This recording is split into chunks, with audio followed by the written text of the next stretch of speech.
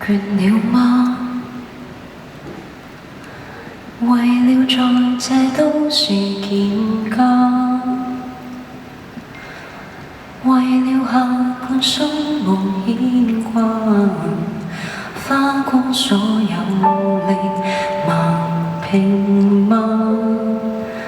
得到的快樂還在意嗎？想過夢與現實總有偏差，反正夢最後也總要歸家，安穩的快樂還未算差，我只不過是還會害怕沒那代價，害怕花光氣力追，好到追不到吧，仍會害怕是嗎？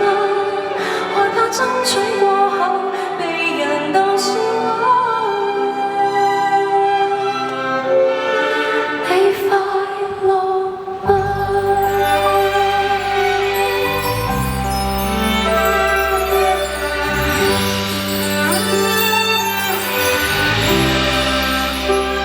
忘記了嗎？曾為了夢鬥爭過一番，曾為了夢更不怕放下，這一股魄力不再對